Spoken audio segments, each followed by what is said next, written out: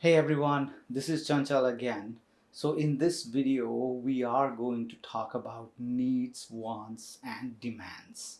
And what are the differences between these three concepts when we talk about marketing? So these are the most fundamental and the most important concepts in marketing. So you'll learn about this at the beginning of the semester. And one of the reasons why they are so important is because the needs and wants determine value. And as I always say, marketing is all about value, right? So, and people value the things that they need or they want.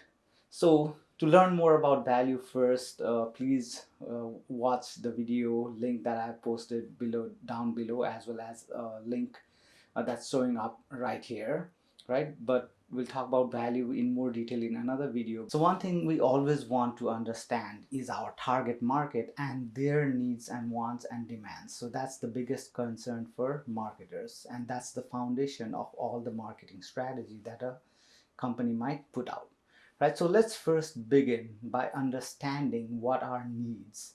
So what is a need? Basically, a need is just some basic requirement that we humans have, right? All of us have that. We need food, we need air, we need water, we need clothing, we need socialization with other people, we need love, we need education.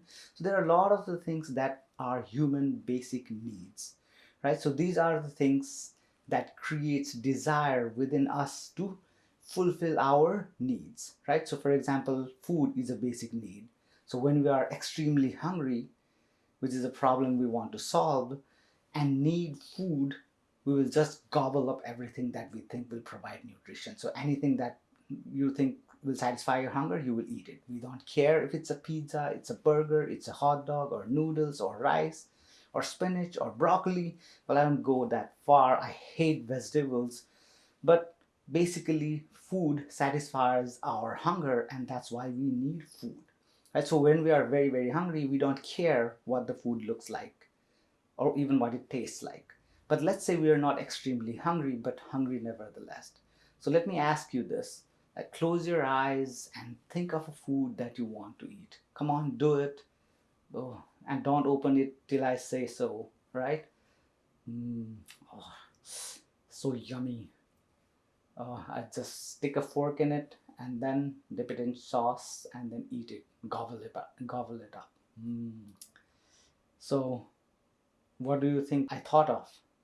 Did anyone you thought that I was thinking about this?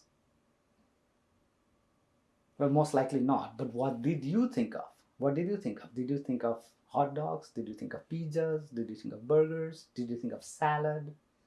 What did you think of? Maybe you think of tacos. Like even if you think about burgers in itself, what did you think of? Did you think of McDonald's, Burger King, Chick-fil-A, Wendy's? Right? So there are so many options that are available to us. So when you are starving and somebody bought you a type of food, let's say you are thinking about hot dog, but they bought you a pizza, would you care? No, you just basically gobble it up, right? So that's the difference between needs and wants. People need food, but they might want different things. I want momos, you want burger, somebody else might want salad, right? So different people might want different things while our basic need is still the same because we are all humans. That's unless you're a dog or a cat watching this with your friend on a YouTube video, right? But what we need to understand is that our wants are shaped by our environment, our culture, our society, our friends, geography, everything shapes what we want. But our basic need is the same. If you are from Chicago, maybe you want a Chicago deep dish pizza. If you are from New York, then you want a New York style pizza. And I know how fanatic New Yorkers are about their pizza. And if are from Nepal, like me, you might want this, which is basically called a chatamari, which is a Nepalese pizza, right? So all over the world, people have basic human needs, but our wants, the things that we are willing to spend money for, might be different based upon a lot of different external environmental factors or our internal motivations as well. So if you want to learn a lot more about needs, then one of the things that you can look at is look at Maslow's hierarchy of needs. So we can learn about Maslow's hierarchy of needs through my other videos talking about that specific topic as well. But briefly, you can think that Maslow's hierarchy of needs has 5 levels, where he talks about 5 different levels that we as humans want to satisfy in terms of our needs, right? So if your baser needs, which are the lower level needs, are satisfied, then you start thinking about higher level needs.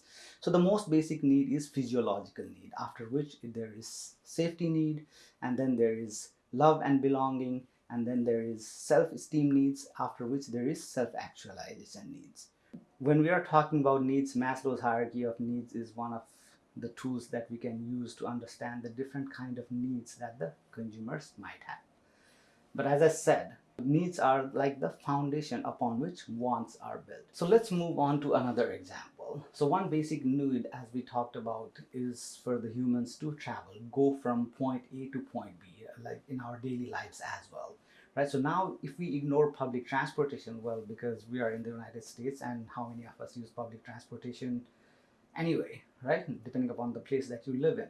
Let's say you want to own a car, and many people in the United States at least want to own one car, right? So what do you want? Do you want a Mercedes, a Toyota, or a Honda? What do you want? A Bentley? Let me tell you what I want. I want this.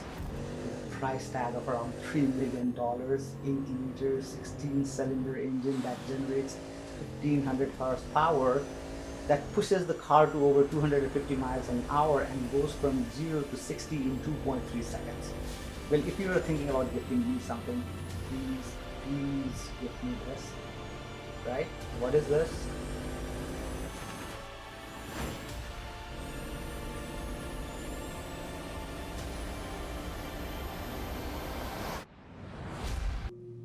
Okay, now this brings us to an important distinction between want and demand, right? So while I do want this Bugatti Chiron, can I demand a Bugatti Chiron? Or most importantly, will my demand ever be satisfied if I were in a position to demand it? So let's talk about what is demand. So demands are wants that the consumers are willing and able to pay for. So if a billionaire is able to pay for a Bugatti but is not willing to buy it, then there is no demand. At the same time, I am willing to buy a Bugatti, but I am not able to pay for it, right? So there is no demand for a Bugatti because the person who can afford it doesn't want it, and the person who wants it cannot afford it. So the marketer should think about these distinctions when we are talking about needs, wants, and demands to satisfy the consumers. First, you need to figure out what is the underlying need that your product will satisfy, right? And who are the consumers who might want your product? Because depending upon their external environment and as the internal environment, as I talked about, different people might want different things. But even though that consumer or your target consumer may need or want your product, are they in a position to demand your product? So these are the differences between needs, wants, and demands. I hope after this video you are able to distinguish between these 3 concepts very well. Thank you so much for watching. If you have any questions or concerns, please don't hesitate to let me know. Take care. Bye.